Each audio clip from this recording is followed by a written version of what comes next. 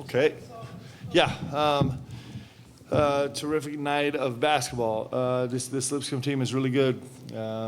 They're really disciplined. They somehow managed to push the ball really hard in transition, and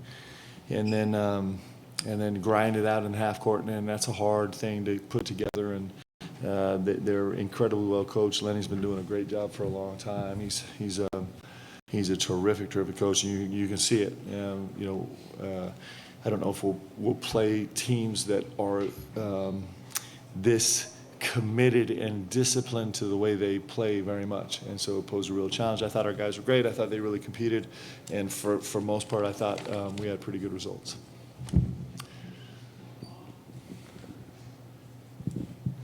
Yeah, Mark, I wonder with a team this old, what was your anxiety level like this week in terms of a letdown after such an emotional game with Duke? We so it's interesting. We had this conversation earlier today with the broadcast team, but we don't stress, like we don't get nervous, we don't worry, because it doesn't actually work. Sometimes we think if teams have a letdown after a big win, that it's because oh man, if the coach had just thought about the possibility of being a letdown and prepared his team for no letdown, it wouldn't happen. And what happens is we all just overkill, right? We just start pushing that narrative so hard with our teams, and so we don't actually do it at all. We're going to always be focused on what we need to do. And so we really work hard. I mean, it's human nature to worry about that a little bit, but we really work hard to focus on what we are trying to do. Our guys are really hungry to get better. We're hungry to become a great team. We don't have a lot of time to do it. And so, the last game was over, and it was kind of on to how can we get better? How can we get better? That's the only thing we talk about. And the biology of that, actually, the neuroscience of that is 100% in support of that, right? We're not going to focus on what we don't want to have happen. We're going to focus on what we do want to have happen, and our guys have received that really well. So we didn't spend much time on it at all, and we won't. That's not the way we do it. That doesn't mean we won't ever have bad results. It just means that we're going to always focus on what we're trying to do, and we're going to try and be laser focused on that. We're not going to spend a lot of time thinking about what we do not want to have happen.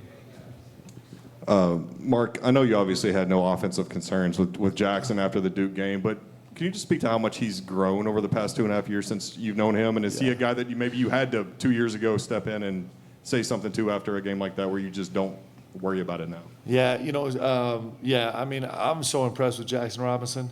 What's really interesting is he had a terrific game against Duke. That's the weird part is he actually played really well. He came up with massive defensive stops down the stretch that were game-determining stops that we really needed. And there's a couple things that we're really impressed about Jackson, his growth and his maturity, is that he wasn't having a huge impact on the game in the scorebook offensively, although he was having a huge impact gravity-wise, but it wasn't the payoff of the scorebook and all the things. And he refused to let that drain his defensive intensity and his energy towards his team. Some of my favorite pictures coming out of that game, we get all these pictures coming at us, and it's like Jackson Robinson, Andrew Carr gets an N1, and Jax is like the first guy to be there, just screaming, and his veins are popping out his neck, and every bit of emotion's there. And the ability that he has as a veteran player to stay in the moment in the game and care about his teammates and still perform at a great level defensively, even when he's not putting up 20 or 30, is a massive. It's just what you dream about coaching, right? It's going to serve him well this year. It's going to serve him great in the NBA, and it's been really inspiring to be able to witness his growth. I don't know how many times we're going to get to coach players for 3 years anymore, but it's been unbelievable to be able to coach him for two years and 4 games, and I love it. I'm really proud of him. Coach, Kobe Bryant continues to shoot the ball at an incredible numbers, but he does other things such as 7 rebounds tonight. Continues to rebound the ball. Is there any other part of his game that you would like to unlock, and do you continue to expect him to shoot at such an amazing clip? Yeah, I thought he was great on the glass tonight. It wasn't just 7 rebounds, but it was challenge rebounds. It was physical rebounds. I was really proud of him for that. He ended up with some switch mismatches that he handled really well. I still think he's got a huge amount of game in his tank on the defensive end and isolation and handling guys one-on-one. Kobe's interesting because sometimes my eyes trick me, and at the end of the game, he's actually got a better defensive package than I thought I saw. So with him, I always have to go back to the numbers to just check with my eyes right now as I'm learning him as a defensive player.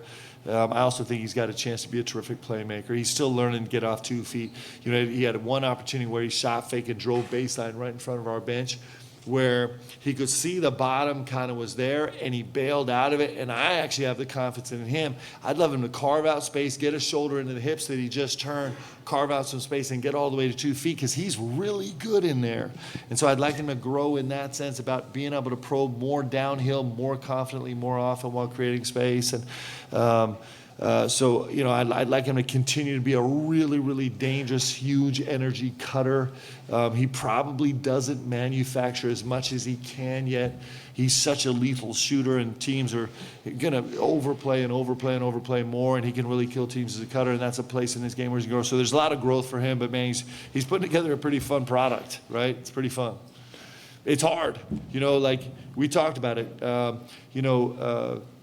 Lipscomb came in having played 34 possessions of zone at a .511 points per possession. That's ridiculous, guys. That's so good. And so they kind of saved it and went to it in the second half. And then it's like you got Kobe Bryant running around shooting threes. And it's like, we can't do that. So I think we're almost 2 points per possession, or over 2 points per possession against the zone. And he just is, he's a fun player to coach. He's a beautiful human being. Coach, the other coach for Lipscomb tonight talked about how if Butler's hitting the shots that he's hitting, he said they're going to be unstoppable. He said we tried to play off a little bit and we realized we couldn't do that, and then you overplay and it leaves other guys open. Yeah. He said when those guards are playing like that, including Butler, so what does it do when Lamont is hitting shots like he was tonight? Well, it's we don't spend a time relying on guys making shots. We rely on them taking them. Like, I'll be honest,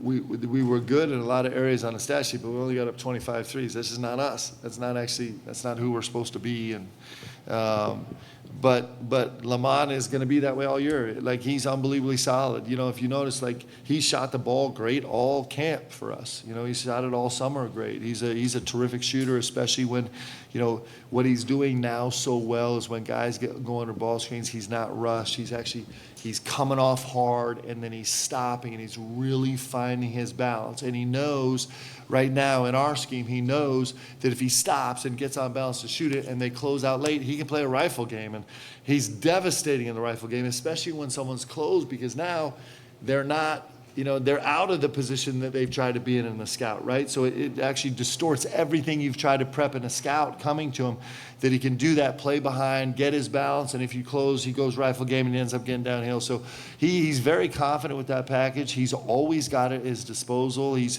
getting better and better at it. I was actually really pleased with him actually getting downhill in transition and winning the gap. That was a huge thing. This is a good steals team, and I thought he made 2 incredible plays downhill that I thought were really special where he protected the ball. Hey, Mark, back here.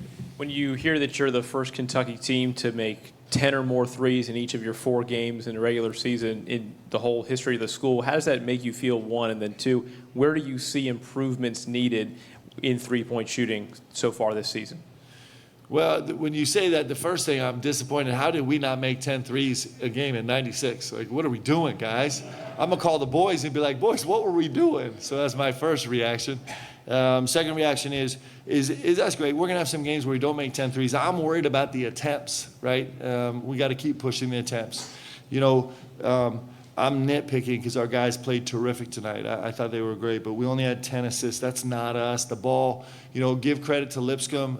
They were really out of help a lot in this game, and so it ended up with a lot of guys having open shots, where they didn't have to earn it for each other. It was just standing there open, and we shot 48% from 3. So I just like to get more of them. But I'm proud of that. I mean, it's a really important part of our of our team. I would be more excited if we were at 35 3-point attempts a game, but I'll take the 10 makes for sure.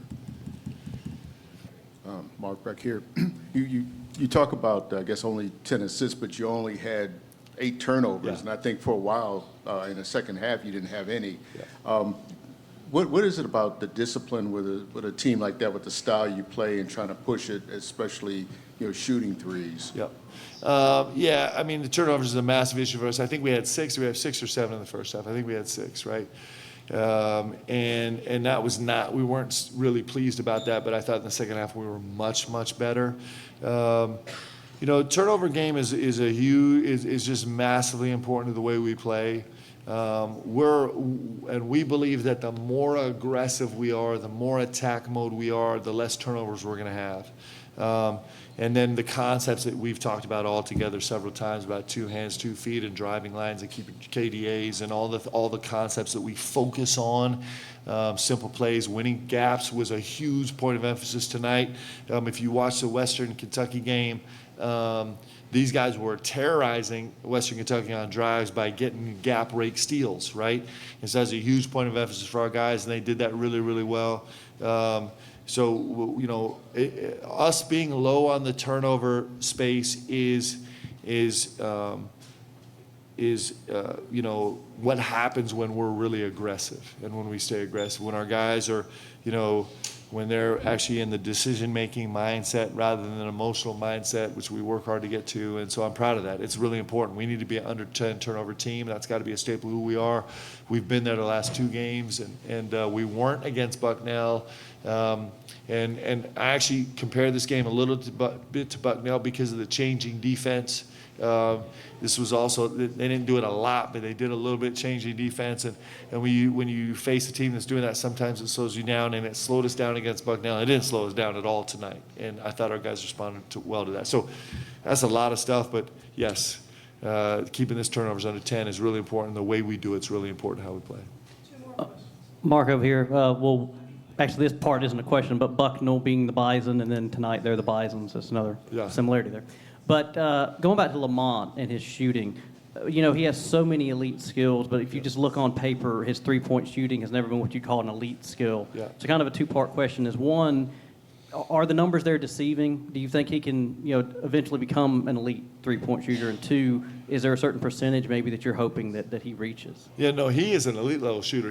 Listen, and please, don't get me in trouble for what I'm saying, because Dutch is one of the great coaches in all of college basketball, and Lamont's run at San Diego State was brilliant. I mean, he couldn't have been any better. They couldn't have been any better. I mean, there was a national championship game. But Lamont's going to be a way better shooter in our system because we shoot. That's what we do. It's a different style. Our emphases are different. It doesn't mean they're better or worse. It's just different. Lamont's an elite level shooter. I mean, Lamont he shot it great all summer. He's shooting it great this season. I have every expectation that he's going to continue to shoot it great. He actually finishes every shot. His balance is terrific. He's judicial about the ones that he takes. He works hard to get his feet before his hands, all the concepts that we care about in shooting, he shoots it great. So he's a dangerous guy that way, and it makes the game easier for us when people go under on him because he's going to make shots, and he's also going to be really smart about it. So I don't, it's just who he is. It's not, there's no prognosticating. That's just who he is as a player. He's really good. So Back here, sorry. Hi, Mark. Before this game, you mentioned that you wanted to focus a little bit on defense, and I was just wondering what you saw tonight that you liked, what you think you still need to improve on. Yeah, so there were some things I loved in the first half. First of all, we kept him under 39% barely. We tried desperately to get him over 39% in the last 5 minutes, but we hung in there, got him to 38.8% field goal percentage. That's really important. That's our marker, so I think we're 4 for 4, I think, on that stat. I thought we were there on the catch the whole night really well, minus the pick and pop situations with their 5 men, which was kind of a calculated decision on our part. They worked in our favor. So I was happy about challenging shots for sure. Both inside the 3 and outside. I was really proud of us in the first half. We only gave up 1 backdoor, and this is a great cutting team. They're excellent. They're almost 10%. is either 9 or 11% of their possessions are cuts, which is really high, guys. You don't see that a lot, and it's not dunker spot cuts. This is like real cuts. In that way, they're similar to us. And we only gave up 1 in the entire first half. I was really proud of that. And our guys were actually able to handle, they punish you because their scheme is you either have to race through handoffs and ball screens to get over top, or if you try and beat them to it, then it's a backdoor situation. Our guys' train tracks concepts were great tonight in the first half. I was really proud of that. We only gave up 3 offensive rebounds in the first half, although they were only sending 1 guy, but still, that's a good number for us. So there's a lot to be really pleased about on the defensive end. I'd like us to we had some stretches in the second half where, we weren't as laser focused as we want to be. I'd like us to really develop a standard where it doesn't matter what time or score is, that we are locked in on that. Doesn't matter who's on the floor, we're locked in defensively the whole time. But for the most part, I'm really proud of the guys' defensive effort tonight. Thanks, guys. Have a great night.